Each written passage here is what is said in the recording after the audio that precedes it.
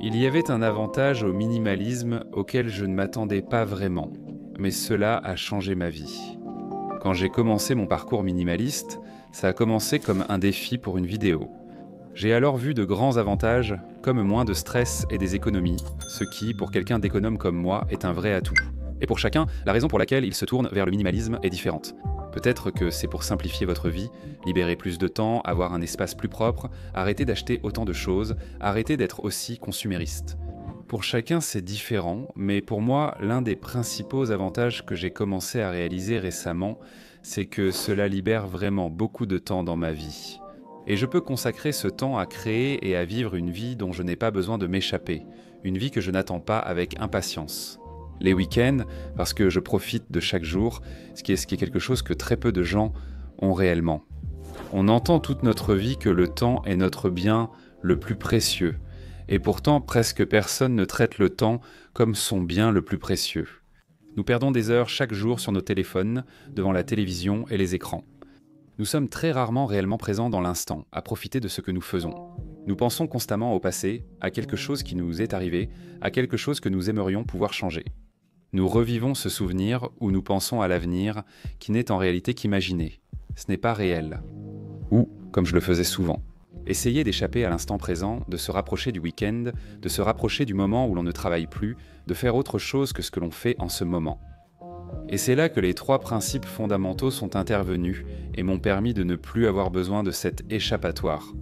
Le premier, c'est que le minimalisme m'a permis de dépenser moins parce que j'achète moins de choses. Je n'achète presque rien à part, comme les besoins de base, la nourriture, les vêtements, des choses qui simplifient ma vie. Je dépense aussi plus pour des expériences. Nous sommes actuellement au Costa Rica. C'est une expérience pour laquelle je suis heureux de dépenser de l'argent parce que j'ai économisé sur toutes ces autres choses. J'ai la possibilité de faire ça. Regarde cette porte, c'est trop cool. Bref, et en commençant par cette première chose de ne pas dépenser d'argent, sauf pour les choses qui comptent vraiment. Ça m'a en fait libéré dans beaucoup d'autres domaines de ma vie aussi, parce que je dépense moins, j'ai la possibilité de réellement gagner plus. Parce que quand mes dépenses pour teintes été vraiment basses, j'ai eu l'opportunité de quitter mon travail de jour.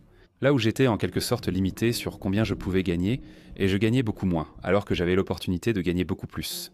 Avec YouTube, je gagnais quelques centaines de dollars par mois après avoir quitté mon travail. N'ayant pas besoin de beaucoup d'argent, j'ai pu saisir l'opportunité, contrairement à la plupart des autres. S'ils vivaient de chèque en chèque et avaient besoin de tout ce qu'ils gagnaient, c'est ce qui est intéressant. Parce que tu dépenses moins, tu dois travailler moins, et c'est vraiment quelque chose qui me passionne, dépenser moins pour avoir à travailler moins. Je pense que c'est juste de la paresse de ma part. Mais un autre principe du minimalisme, c'est aussi de dire non à tout ce que je peux.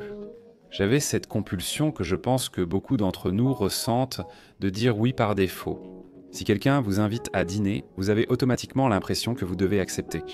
Si une nouvelle opportunité se présente, vous avez l'impression que vous devez la saisir. Même si c'est peut-être une bonne opportunité, ce n'est pas une excellente opportunité. Ça semble amusant. Ils vous ont invité, oui, je vais le faire.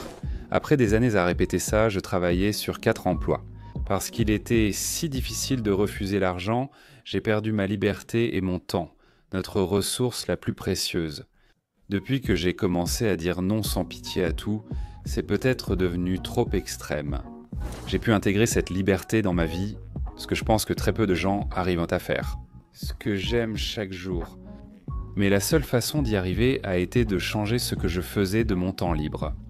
Au lieu de passer des heures sur mon téléphone, à regarder la télé ou à perdre du temps avec d'autres activités inutiles, je prenais mes soirées, mes week-ends et mon temps libre pour construire une vie dont je n'avais pas besoin de m'évader. Donc ce que tu fais pendant ton temps libre va changer radicalement la façon dont le reste de ta vie va se dérouler. Au moins, ça a été le cas pour moi. Si je n'avais pas pris ces 2 ou 3 années de vrais sacrifices. En testant de nouvelles choses et en créant des entreprises et diverses sources de revenus, je n'aurais jamais construit tout cela. Cette liberté est la capacité de faire peu de choses, mais très importante et efficace.